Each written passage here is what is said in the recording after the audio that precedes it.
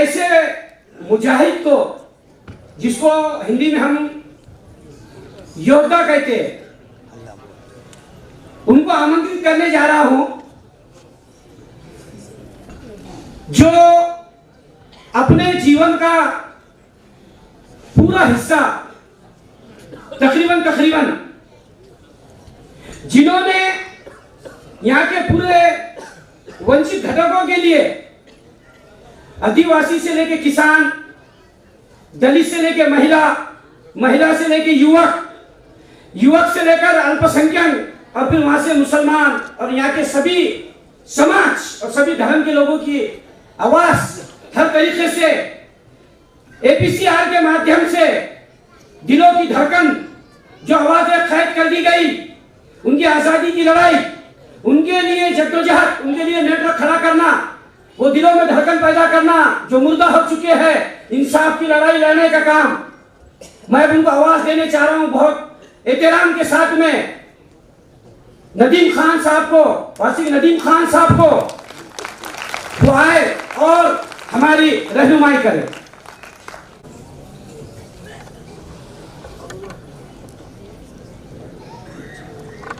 बिस्मिल्लाहिर्रहमानिर्रहीम। डैश पर मौजूद एमपीजे के लीडर्स और तमाम रिस्पेक्टेड स्पीकर्स, मेरी बहनों और भाइयों, अस्सलाम वालेकुम वरहमतुल्लाहि वबरकातुहू। हमारे भाई जब इंट्रोड्यूस कराते हैं तो डर लगने लगता है, कौन आदमी आ रहा है। बहरहाल, जब मैं वहीं से बात शुरू करूंगा जहां से मेरी दोस्त और बहन प्रतिभा ने बात खत्म करी थी, असल लड़ाई क्या है, और उनकी इस बात पे तरतीब करूंगा कि सबसे मजबूत प्लेयर को फिट करके रखा जाता है, जहां कमी पड़ेगी वहां उसका इस्तेमाल कर दिया जाएगा। जब मैं बाहर आया तो आप क्या लिखा हुआ था? समावेशी विकास। समावेशी विकास का मतलब इंक्लूसिव डेवलपमेंट, और उस इंक्लूसिव डेवलपमेंट को अगर कहा जाए तो वो सबका साथ सबका विकास भी है। गलत कह रहा हूं, सही कह रहा हूं? उस सबके साथ और सबके विकास के नारे को हमने 2014 में सुना, 2013 से उस नारे की गूंज शुरू हुई और 2014 में वो नारा लगाया गया। और 2014 में उस नारे के साथ जब ये सरकार गद्दी पर आई और जिस वक्त 26 मई को राष्ट्रपति भवन में मोदी जी शपथ ले रहे थे, मैं एक एक्टिविस्ट हूं तो खुल के बात करूंगा, तो जब मोदी जी शपथ ले रहे थे उसी वक्त पूना की एक मस्जिद से एक नौजवान जब नमाज पढ़ के बाहर निकल रहा था तो उसको लिंच कर दिया गया, उसको इतना पीटा गया कि उसकी जान वही निकल गई। उस शख्स का नाम मोहसिन शेख था और सोशल मीडिया में यह ऐलान किया गया कि हमने पहला विकेट ले लिया है। आपके प्रदेश का मामला था।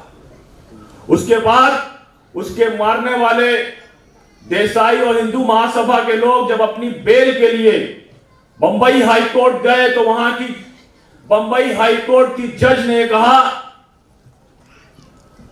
कि जो मरने वाले की विजुअल आइडेंटिटी, यानी जो उसकी शख्सी पहचान थी, टोपी लगाया था, नमाज पढ़ के निकल रहा था, हल्की दाढ़ी रखे हुए था, जिसकी वजह से सामने वाले जो लोग थे वो एक्साइटेड हो गए और उन्होंने उसको मार दिया और इस बिना पर उसको उन्होंने जमानत दे दी।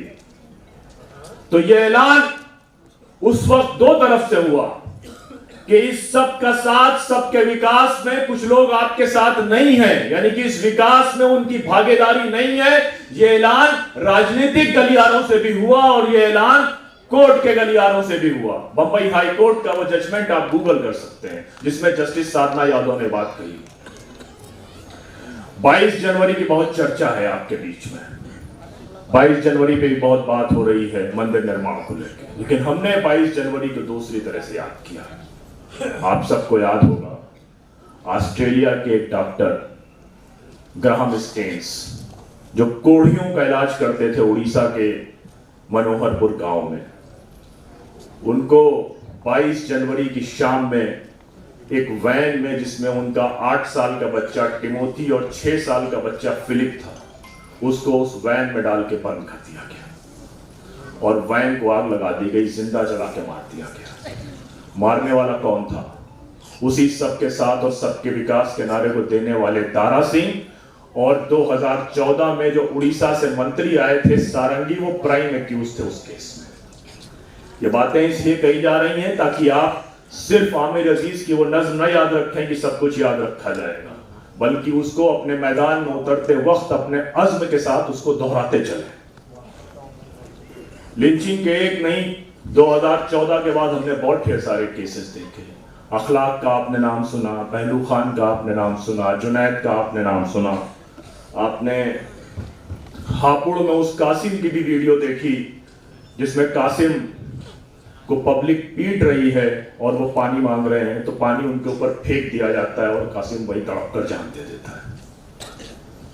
हमने मजलूम के जब बाप से पूछा, मैं तकरीबन 85% लिंचिंग के विक्टिम्स के घर गया हूँ, मॉब लिंचिंग के जो विक्टिम्स थे, तो उसने मजलूम एक पहली झारखंड की मॉब लिंचिंग थी जिसमें बरगद के पेड़ से एक 35 साल के आदमी को और एक 11 साल के बच्चे को मार के टांग दिया गया था।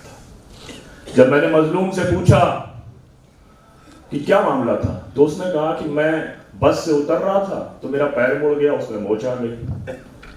और हम सब हफ्ते भर तक जानवर गांवों से खरीदते हैं और जानवर खरीदने के बाद हम उसको हफ्ते वाली जो बाजार होती है, पैट जिसको बोलते हैं, उसमें जाकर बेचते हैं। मेरे पाँव में मोच लगी थी तो मैं नहीं जा पा रहा था, तो मेरे 11 साल के बच्चे ने कहा कि बाबा आपको जाने की जरूरत नहीं है, चाचा के साथ मैं चला जाऊंगा। मैंने उन दोनों को भेज दिया, लेकिन अंदर से मेरे दिल ने इस बात को गवारा नहीं किया। तो मैंने अपनी अहलिया से कहा, खाना बनवाया, वाइफ से कह के टिफिन लेके मैं जब गया तो देखा कि भीड़ उनको घेर कर मार रही थी और मैं चिल्लाना चाहता था कि मेरे गले से आवाज नहीं निकली। मेरे बच्चे को 11 साल के मारा, मेरे पार्टनर को मारा और टांग मारने के बाद पेड़ से टांग दिया। एक लिंचिंग हुई गोड्डा में, एक का नाम मुशर्रफ अंसारी था, एक का नाम सलीम था। उसके सगे बेटे ने मुझे बताया कि हम सब रेवड़ लेके निकले गोड्डा में, जहां से निशिकांत दुबे सांसद हैं। हम जब रेवड़ लेके निकले तो हमको भीड़ ने घेर लिया। अब जब हमको भीड़ ने घेर लिया तो हमको ये लगा कि पुलिस के पास जाना चाहिए। हम पुलिस के पास भाग कर गए तो पुलिस ने हमसे कहा कि हमारे पास में डीजल के पैसे नहीं है। हम एक रिश्तेदार के पास गए, उससे पैसे लिए, 2000 रुपए जब पुलिस को रिश्वत दी और जब वापस पहुंचे तो पता चला कि मेरे बाप की 16 जगह से और मेरे चचा की 19 जगह से हड्डियां टूटी हुई थी। पोस्टमार्टम रिपोर्ट से मालूम चला और उनकी लाशें जमीन पर पड़ी हुई थी।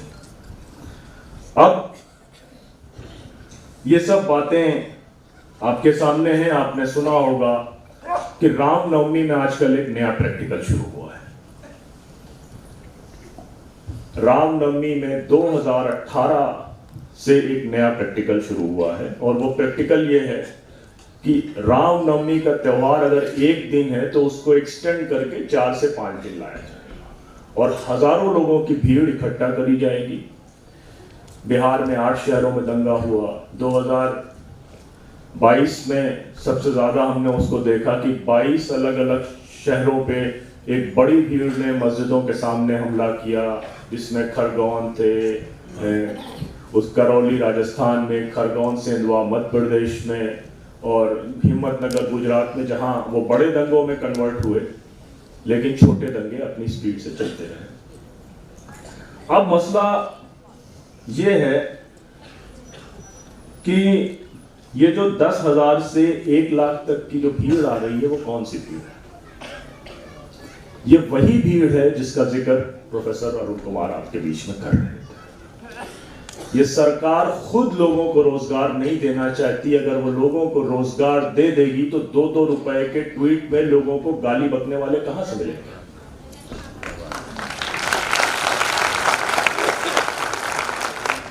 ₹50 में भीड़ में नारा लगाते हुए किसी मस्जिद के सामने डांस करने वाले कहां से मिलेंगे? एक व्हाट्सएप पे एक गांव है जमशेदपुर में, सरायकेला के नाम से कस्बा है। सरायकेला में एक रात में 5 मुस्लिम नौजवानों की कैटल ट्रांसपोर्टेशन के बिजनेस में थे, उनको जान से मार दिया गया। भीड़ ने घेरा। उसमें एक आदमी जो बच कर निकल के आया था, मैंने उसके साथ इंटरव्यू किया था, तो उसने मुझे बताया कि हमें मालूम ही नहीं चला इतनी भीड़ कहां से आ गई 10 मिनट में। हजारों की भीड़ जमा। तो ये जो हजारों की भीड़ है, ये वही भीड़ है जो सरकार ने बनाई है। ये ऐसा नहीं है कि बेरोजगारी के सबब ये भीड़ है, बल्कि सरकार खुद चाहती है कि जो लाखों लोग वो सड़कों पे उतार कर मॉब वायलेंस करा सके, कम्युनल वायलेंस करा सके, लोगों की लिंचिंग करा सके, और जो लोग थोड़े बहुत पढ़े लिखे हैं, जो कुछ इंटरनेट जानते हैं, उनको 250 रुपए के जियो से 2-2 रुपए के ट्वीट पे गाली बकवा सके। ये खुद सरकार की तैयार करी हुई भीड़ है। 2014 के पहले भीड़ कहां थी, आप बताइए। एक सिर्फ बहुत डिटेल डिस्कशन आ गया है, तो मैं अपने पॉइंट पे ही बात करूंगा जिस पे मैं काम करता हूं। सिर्फ एक छोटा सा डेटा आपके सामने पेश है। 4,77,00,000 लोगों ने, 47,70,083 लोगों ने एमएसएमई के तहत ट्रेनिंग लिया। कितने लोगों ने? 47 लाख लोगों ने, मोटा मोटा माना जाए। और 47 लाख लोगों में से एमएसएमई से जो नौकरियां निकली वो सिर्फ थी 139। ये डेटा है, टेक्निकल ट्रेनिंग्स का डेटा है, ये सब अपनी बात कहता है। लिंक चाहेंगे तो शेयर कर दिया जाएगा। तो ये जो सूरत हाल है वो सिर्फ ऐसा नहीं है कि वो हो रही है, बल्कि वो समाज में बनाई जा रही है, उसका इस्तेमाल किया जा रहा है। कभी इलेक्शन मशीनरी में उसका इस्तेमाल किया जा रहा है, कभी दंगों को भड़काने में उसका काम किया जा रहा है। और जहां तक हमारी अपनी सूरत हाल है वो भी आपके सामने है, कुछ है कुछ नहीं है। अगर हम सिर्फ उत्तर प्रदेश की बात करें, क्योंकि मैं जिस टॉपिक पे आऊंगा आखिरी में वो आपको पता है, उत्तर प्रदेश में योगी साहब के विकास का सिर्फ एक डेवलपमेंट का एक मॉडल है कि पिछले 8 सालों में उनके राज में 11,000 लोगों का इनकाउंटर हुआ है और 78,000 लोग, 78,000 लोग उन्होंने गैंगस्टर में जेल में डाले हुए हैं। मध्य प्रदेश में एवरेज हर रोज 4 मकान लोगों के गिराए जा रहे हैं। कभी एलिगेशन ये कि जुलूस जा रहा तो थूक दिया, किसी ने एलिगेशन लगा दिया वीडियो एडिट करके कि काजी साहब जिंदाबाद की जगह पाकिस्तान जिंदाबाद के नारे लग रहे थे। रोज का ये सिलसिला है।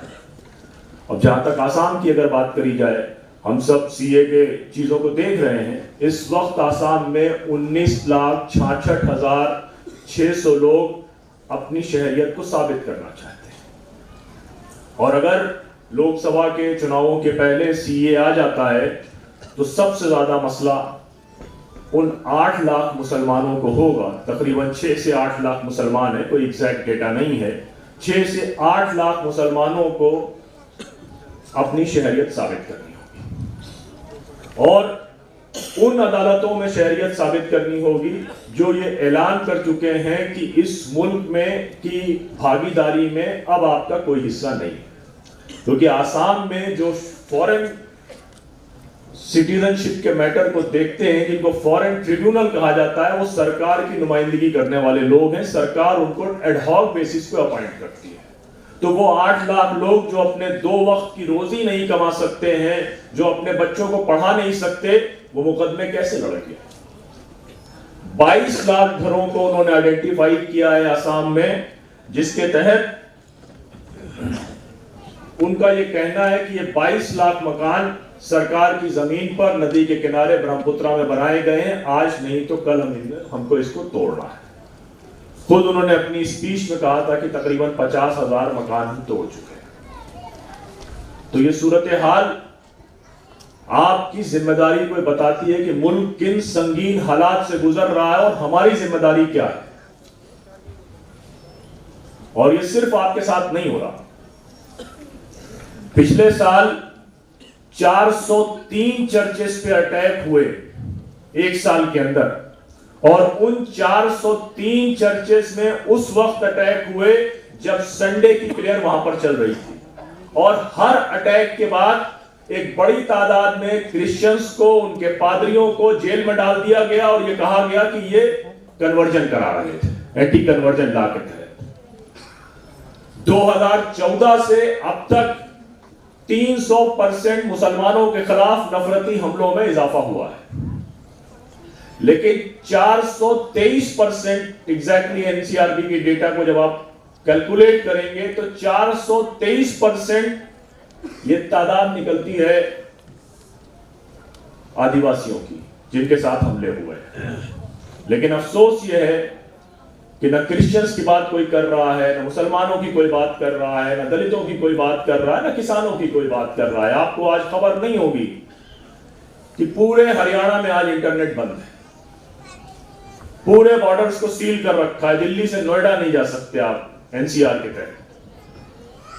क्यों नहीं जा सकते? क्योंकि साहब किसान जो हैं वो प्रदर्शन कर रहे हैं। हर रोज एक नया कम्युनल वायलेंस है। आपके अभी कम्युनल वायलेंस के कई वाकयात हुए जो पिछले कई सालों में कभी नहीं हुए थे।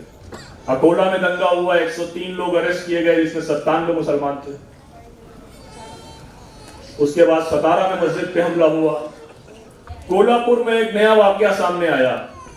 कोल्हापुर में 14 पिक्चर हॉल है और 14 के 14 पिक्चर हॉल में जिस वक्त दंगा हुआ उस वक्त केरला फाइल्स चल रही थी।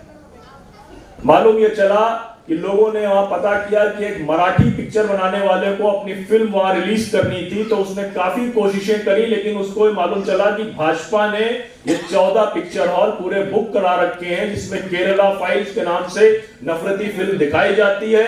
रात के वक्त बसें लग के गांव से लोग बुलाए जाते हैं और दिन के वक्त शहरों के लोगों का टाइम होता है। तो हमला सिर्फ एक तरफ से नहीं है, हमला कई एंगल से है। लेकिन उन सब के बावजूद बहुत ढेर सारी चीजें ऐसी हैं जो ये यकीन दिलाती हैं कि ये मुल्क अभी जिंदा है और ये लड़ाई हम जीतेंगे।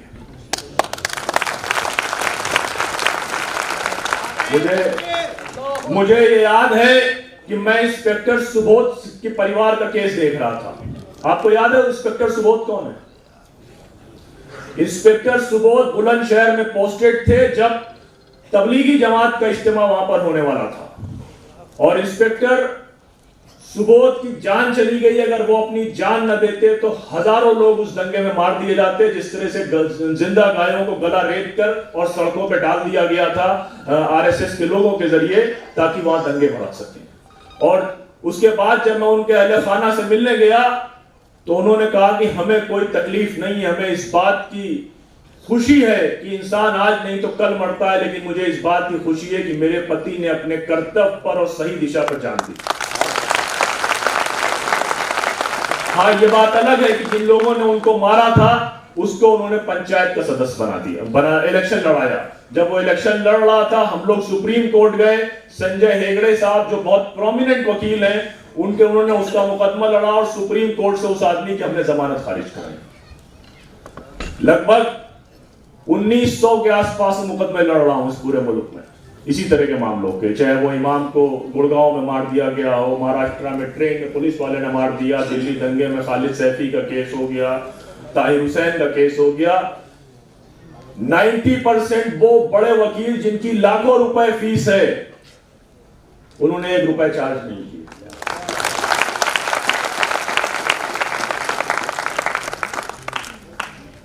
आज शाहिद आजमी की शहादत का दिन है। आज के दिन ही शाहिद आजमी को गोली मारी गई थी। हमको ये याद करना पड़ेगा कि इन जुल्मों का हिसाब हम कैसे ले सकते हैं। सिर्फ रोने से या मरसिया पढ़ने से तो हमारे हालात नहीं बदलने वाले। हम जिस डेमोक्रेटिक सिस्टम में रह रहे हैं उस डेमोक्रेटिक सिस्टम में लोगों की, आवाम की राय की बात है कि आवाम की जो राय होगी उसके ऊपर से हुकूमत होगी। हम सब इंक्लूडिंग मी, हम सब अपने आप को माने तो हम मुजरिम हैं। हम इस मुल्क की बड़ी तादाद को, अक्सरियत को ये समझाने में नाकामयाब रहे कि जो असली, जिनको तुम चुन रहे हो वो असली डकैत हैं, असली चोर हो। हम नहीं बता सकते। हमने अक्सर पढ़े लिखे लोगों ने किया, मैं अरुण कुमार साहब से सुबह यही कह रहा था कि दिल्ली का एक सर्किल है कि 100 लोग प्रोग्राम करते हैं, उसमें से 10 स्पीकर बनते हैं, 90 उनको सुनते हैं, उस 90 में से अगली बार वो 10 स्पीकर बन जाते हैं, 90 सुनते हैं। ये सर्कस चलता रहता है और हमारा आपका भी सर्कस चलता रहता है। हम अपने न दिलों के दरवाजे खोलने को तैयार हैं, न समाज के दरवाजे खोलने को तैयार हैं। अगर हम ये ऐलान करते हैं कि वो रोशन सुबह हमसे ही आएगी, तो यहां से निकलकर हमको मैदानों की तरफ जाना पड़ेगा और बताना पड़ेगा कि तुम्हारी नौकरी, तुम्हारे धंधे, तुम्हारे रोजगार अडानी को देने वाली ये सरकार है और इस सरकार को वापस करना है।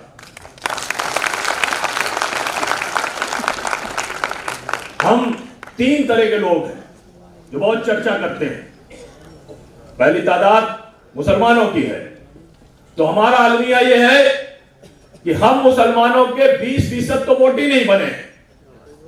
बिल्कुल वसूख के साथ ये बात कह रहा हूं, प्रोफेसर साहब साची दास गुप्ता की रिपोर्ट है कि 20% मुसलमानों के तो वोट ही नहीं बने हैं और 20% वोट देने ही नहीं जाते। जलसों में जाएंगे कि सरकार ने बहुत जुल्म किए, लेकिन जहां से सरकार को बदला जा सके वो काम नहीं करेंगे।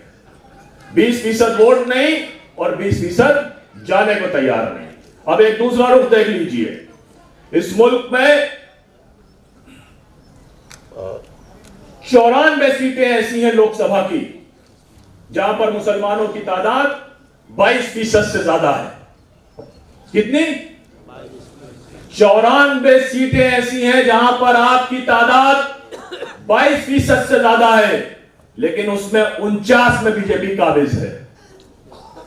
तो अगर हम यह इरादा करें कि 48 सीटें ऐसी हैं, महाराष्ट्र की 48 सीटों में से 7 सीटें ऐसी हैं जिसमें मुसलमानों की तादाद 20% के आसपास है, तो अब अगर इन एक भी सीट में बीजेपी जीत जाए तो ये समझ लिए ये मजलिस नाकामयाब है, और अगर सब में हरा देंगे तो ये मजलिस कामयाब है। 94 सीटें ऐसी हैं पूरे मुल्क में, 26 उत्तर प्रदेश में, 18 बिहार में, 30 उत्तर प्रदेश में, 18 बिहार में, 26 मगरबी बंगाल में, 7 आपके यहां, 5 कर्नाटका में। लेकिन हम डायरेक्शन के साथ काम करने को तैयार नहीं है। हम इस पूरे प्रोग्राम में सुबह से 2 रोने और भी रो रहे हैं मुसलमानों के साथ। दलित के शेड्यूल कास्ट रिजर्व कॉन्स्टिट्यूएंसीज इस मुल्क में 88 हैं। 88 में से 48 बीजेपी के पास है, और उसमें हमारा रोल यह है कि उन 88 में 15 के आसपास वो सीटें हैं जहां मुसलमान बड़ी तादाद में है, और मुसलमान ये वोट करने नहीं जाता कि हमारे समाज का तो आदमी नहीं, क्या करेंगे, रिजर्व कॉन्स्टिट्यूएंसी है, कोई भी जीत जाए, सबसे कम वोट हमारा है। ये जो मैं कह रहा हूं, आप पढ़े लिखे लोग हैं, आप उसको क्रॉस चेक कर सकते हैं।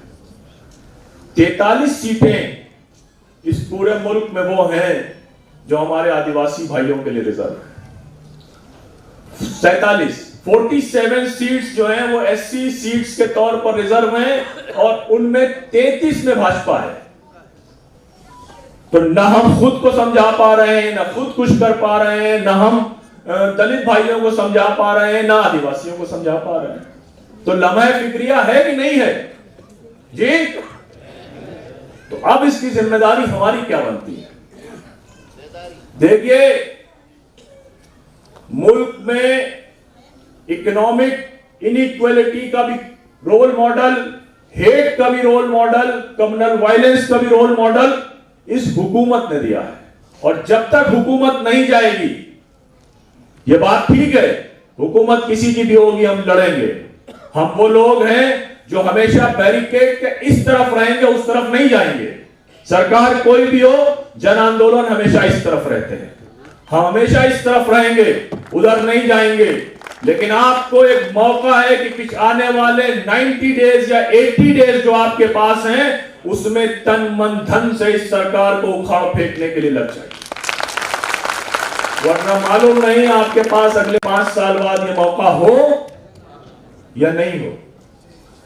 मेरे अपने, अभी मैं बैठा हुआ था, मेरे एक दोस्त की जेल से चिट्ठी आई है। मेरे आधे दोस्त यूनाइटेड अगेंस्ट हेट जो मैं कैंपेन चलाता था, उमर खालिद सैफी अतर, उन सब की चिट्ठी आई और वो जेल में आधे लोग।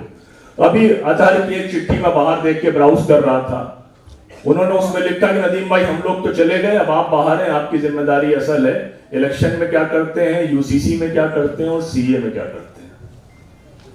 तो वो सिर्फ मेरी नहीं है, जो लोग आपके लिए लड़ाई के लिए जेल गए हैं और अब आप बाहर हैं, तो वो सिर्फ मेरी जिम्मेदारी नहीं है, वो आपकी भी। और ये डरने घबराने की कोई बात नहीं है, ये जेल वेल आना जाना तो सब चलता रहता है। क्या जेल से भी घबराएंगे आप? हैं? अहमद फराज ने क्या कहा था?